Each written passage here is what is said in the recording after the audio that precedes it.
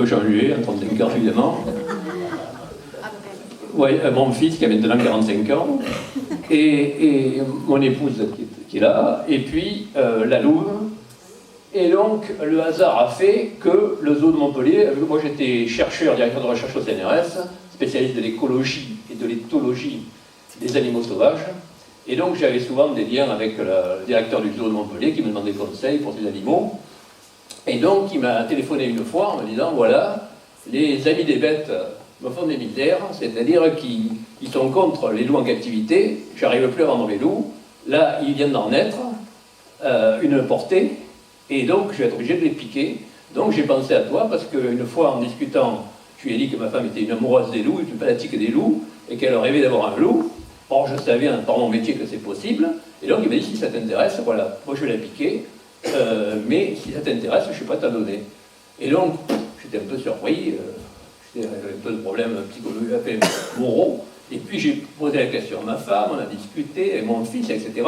Et puis tout le monde a été emballé, moi j'étais un peu inconscient avec la jeunesse, j'avais 35 ans à l'époque, et donc on a décidé de prendre cette louve. Et donc, pourquoi on l'a appelé Kamala? Parce qu'en fin de compte, Kamala, à l'époque, c'était très à la mode, maintenant, on remet, il y a pas mal d'historiens qui remettent en question cette histoire, parce que c'était deux enfants, soi-disant deux enfants loups, qu'un révérend père, Singh, avait pris dans un terrier de loup, et puis, maintenant, si ça ne serait pas plus simple, ça serait plus simple de parler directement. Mais je vous parler tout près. Oui, oui. D'accord. En tout cas, il a trouvé deux petites filles qui, soi-disant, avaient été adoptées par des loups. Il les a ramenées chez lui à l'orphelinat dont il était directeur. Il les a élevées. Il y en a une qui est morte quasiment immédiatement. Et la dernière, Kamala, a vécu quelques années. Mais maintenant, c'est remis en question. Et on pense que c'est une escroquerie. C'est-à-dire qu'en réalité, il avait besoin de subventions, d'aide pour son orphelinat. À l'époque, c'était 20 ans après Rudyard Kipling, Kim, etc. Et donc, il s'est dit, tiens, je vais refaire le coup. Et il a pris des petits enfants qui étaient abandonnés, qui étaient un peu débiles, et qui se traînaient par terre. Et puis, il a dit que c'était des enfants loups. Enfin, en tout cas, c'est la version actuelle. Donc, à l'époque, ça nous paraissait très bien. Maintenant, avec le recul et avec les études qui ont été faites sur la chose, c'est plus discutable. Donc, en tout cas, on a passé donc plus de 4 ans avec cette louve dans un appartement de 100 mètres carrés en plein centre de Montpellier au 2e étage.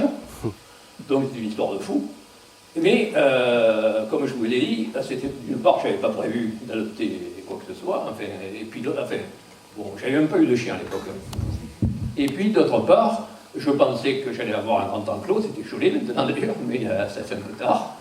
Et donc, je me suis lancé dans une expérience un peu folle, et pour ne pas entrer en conflit avec la louve, il a fallu que j'entre dans sa tête, et ma femme de même, c'est-à-dire qu'on comprenne comment ne pas entrer en conflit.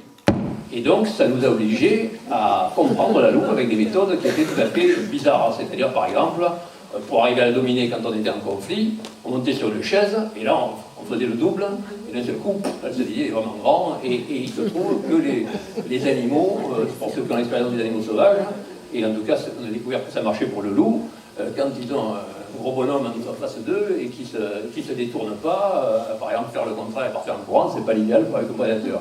Mais en tout cas, quand on est très grand, ou alors d'autres techniques qu'on a découvertes comme ça au hasard, et